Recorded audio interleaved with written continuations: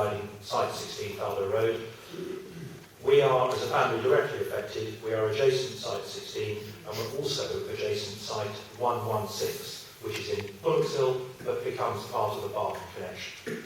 Yes, our concerns have been admitted before to the two committees, but I honestly feel these issues are being dismissed as either perfectly mitigatable, which we don't feel is right, or you are not properly discussing the merits of the sites and the issues. You are voting en bloc, which can't be right. Site 16, Faldo Road, has the other site adjacent to it, Site 116, it's 900 metres away across the fields, and as I explained before, Faldo Farm, with its moat, 500-year-old listed farmhouse, will have a gypsy site on its southern and northern boundaries. I understand the planning guidance that sites must not dwarf or overpower the local settled community. Well, Barton Le Clay will now have two sites on its borders, and we can argue about the ratio of travellers to residents. But for me and my family, and the other house in Faldo Road, the traveller community will completely overpower us. That, to me, is not fair. Field is described in the scoring system as Grade 3 agricultural land, referred to in your guidance as such, and not being of high quality. This is patently wrong and possibly misleading. Grade 2 land is described by DEFRA, land with minor limitations which affect crop yield, cultivations or harvesting. A wide range of agricultural and horticultural crops can usually be grown, but on some land, the grade there may be reduced flexibility. That is exactly what this field is. I farmed it before, my neighbour has farmed it before. I can go on with more issues, but they will be raised. I would finally like to ask you, please vote on these sites as individual councillors. We as farmers have not been asked, would we consider sites on our land? It is suggested by Mr Young that that is the case. I've spoken to at least 30 or 40 farmers. We have not been consulted about the loss of agricultural land and the provision of other sites. Thank you.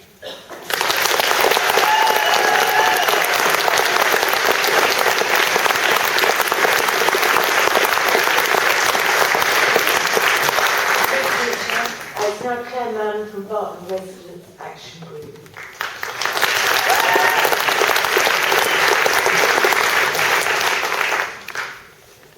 Hi, my name is Claire Mann and I'm speaking firstly as the Chairman of Barton Residents Action Group. Since the plans were made public, we have been liaising with local residents and businesses to oppose Site 16 in the Gypsy Travel Plan on numerous issues. Primarily, the fact that it is greenbelt land and we would like it to remain so. Also the fact that it is extremely close to a fast-moving dual carriage road, the A6. We feel that the residents' views have not fully been taken into consideration, especially in relation to the quote, new sites should be planned sensitively and need to take into account the needs of both the traveller and settled community. The fact that I was called earlier today to inform me that my time allowed to speak has been reduced would suggest that you are not planning this with any sensitivity with regard to the settled community. We have arranged many local meetings which have been well attended, one of which by Nadine Dorries MP, where despite reiterating that this plan had been forced down due to EU equality legislation, she herself has stated that she'd be asking for a debate in Parliament about this matter and highlighting our situation in Barton Le Clay, and will also be submitting her own personal objection in relation to Site 16. Secondly, on a more personal level, as a mother of 3 children under the age of 11 who attend the lower and middle schools in the village, I would never let my children walk across the A6. Central Bedfordshire Council in the draft Gypsy Travel Plan state that they want to encourage a healthy lifestyle. However, in reality, you will be leaving residents of Site 16 no option but to use vehicles, which contradicts this ideal. I am astounded that the Council think it's okay to place the risk of walking across the A6 to access the facilities in the village to anyone. I would urge councillors today to consider how they would feel should a death occur to a resident of Site 16 or to a motorist involved, knowing that it was due to a decision they have made here today if they vote the plan to go through. Thank you.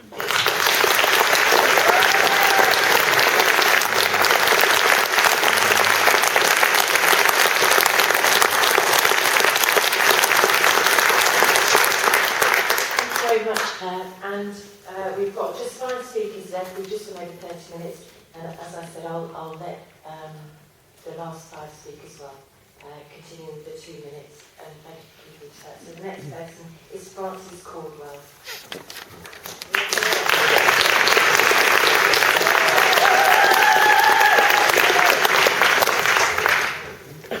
Thank you, Chairman. Tonight is the Council's opportunity to debate the recommendation from the Sustainable Communities and the Executive Committee. The suggested sites were initially proposed by the Sustainable Communities immediately after the recess. It was a preconceived list of sites that bore no reference to the site assessment and the main planning evidence placed before the committee. The recommendation to this Council is therefore extremely vulnerable.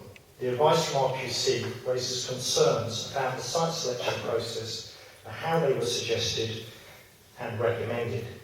It is this matter which now needs a fuller consideration, which has previously not been given. Turning to Site 16, or GT10, it is a low-scoring site that by your own evidence should not be a preferred site. The perversity of the site is a weakness of the process in its proposed allocation. Notwithstanding the concern about the process, I have today circulated a noise report prepared by an acoustic specialist.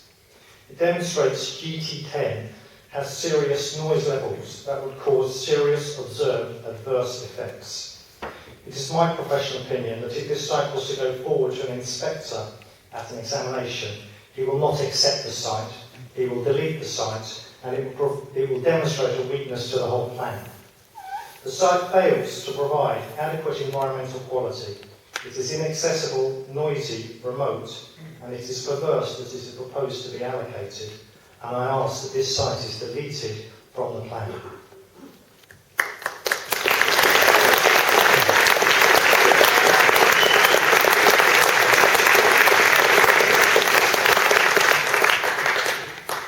Mr. Caldwell and Roger Ireland.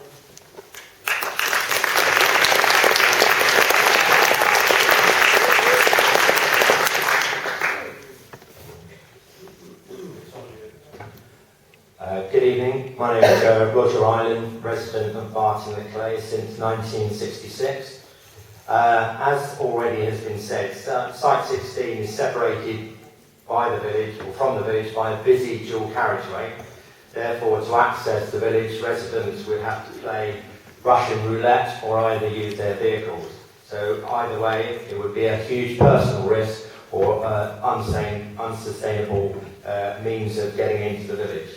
It's worth mentioning at this point that Site 17, which is immediately next door to Site 16, and is also separated from the village by the dual carriageway, failed at stage 1 of the site assessment purely because it is adjacent to the dual carriageway. This is clear evidence of inconsistency with the selection process.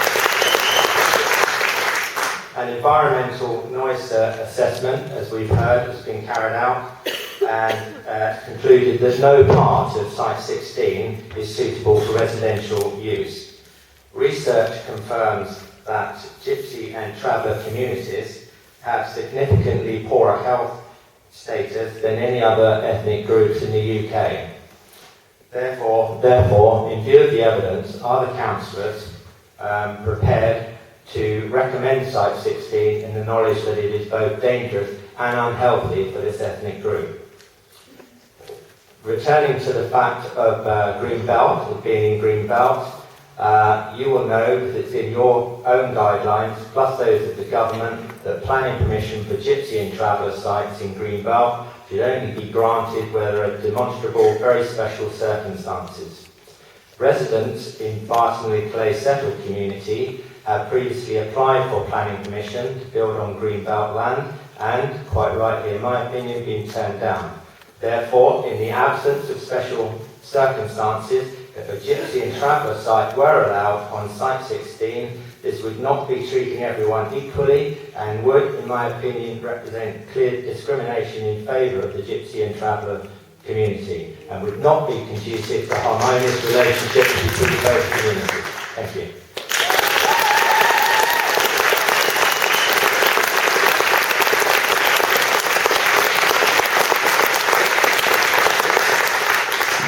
Thank you, Mr. Ireland, and Janet Nunn.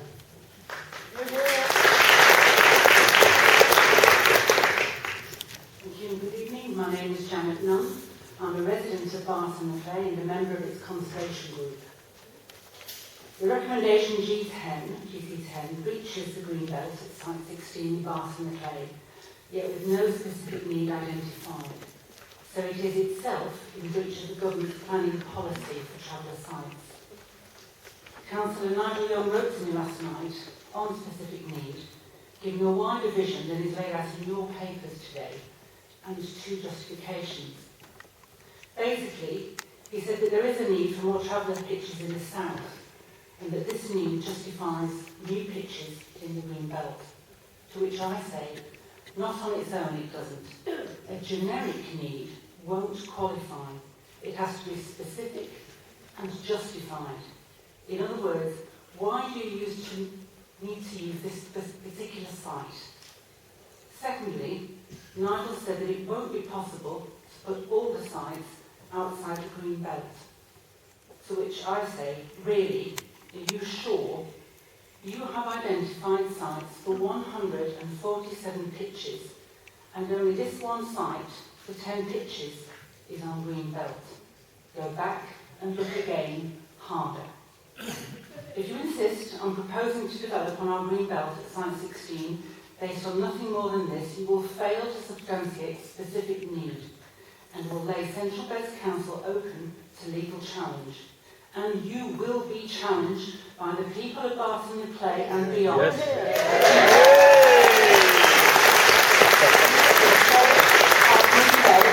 Abutting our area of outstanding natural beauty at this part of the Chilterns and in our stewardship.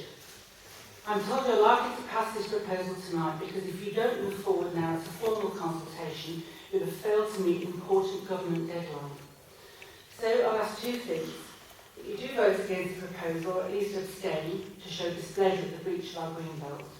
And secondly, you say now today what involvement you will have at the end of the consultation in June to ensure that Central Bed's final plan will propose a non-green belt site 16 to the Secretary of State this October. Thank you.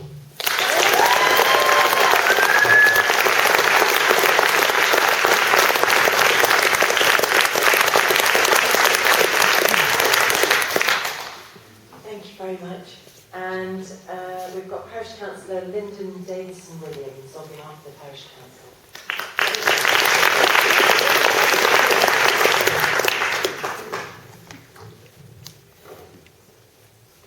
Thank you, Madam Chairman. My name is Lyndon Williams. I'm the Chairman of Barton Le Clay Parish Council and Chairman of the Neighbourhood Planning Steering Group. Barton Le Clay Parish Council wished to object to the inclusion of Site 16 in the proposed draft Gypsy and Travel Local Plan.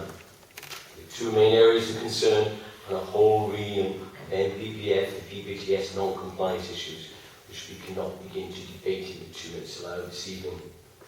Central Bedfordshire Council has failed to prove the alteration of green belt to accommodate Site 16 in Barton is the first issue. Central Bedfordshire Council has failed to prove, and furthermore to convince the Parish Council that any identifiable exceptional circumstances can or have been evidence to consider altering the green belt within our village. We have to date only proved that a Central Bedfordshire-wide need exists, a point which Nigel Moore, ORS, the consultancy organisation recruited by Central Bedfordshire to refresh the GTA data stated during the Sustainable Communities OSC committee meeting on the 28th of February, a point that was not minted. The second main concern we have relates to the road safety of Site 16. Central Bedfordshire Council's expectation that travelling families or indeed young independent travelling children were required to cross 4 lanes of traffic, dodging vehicles of all sizes at speeds in excess of 50 to 60 miles an hour is quite frankly remarkable. Is this council really proposing a policy that puts families at risk each time they wish to gain access to schools, medical care and other community and retail facilities within the village? This council has a duty of care to those families, and it is this duty of care that appears to be left behind in this chamber on the 28th of February, initially by the Sustainable Communities OSC, then the Executive. I would like to remind members of this. this duty of care is enduring, and that CBC as a local authority can be tried on the basis of corporate manslaughter in the event of a tragic death. However, there's one aspect of the previous statement which is not further clarification. CBC employees at the offices did not recommend Site 16 for inclusion. It was the members assembled here tonight who have been asked to vote on the inclusion of Site 16 in the plan. It is therefore those same members who could face charges of culpable, negligent manslaughter in the event that a tragic death does occur. While raising your hands and support this policy tonight, I trust you will remember this. In summary, CBC has produced a roll-of-the-dice policy littered with inaccuracies, procedural failures and non-compliances. Having listened to the Barton parishioners here this evening, I believe it is fair to say that the future of this Gypsy and Travel Local Plan will ultimately be decided by either a planning inspectorate or a High Court judge, a policy set for failure. In the event that the inspector finds that the draft GT local plan to be unsound, then Central Bedfordshire local plan will equally be at risk of being found unsound, given that both plans are inextricably linked, yet another roll of the dice. I therefore urge members to support the policy before you tonight with an amendment that removes Site 16 from this policy. Thank you.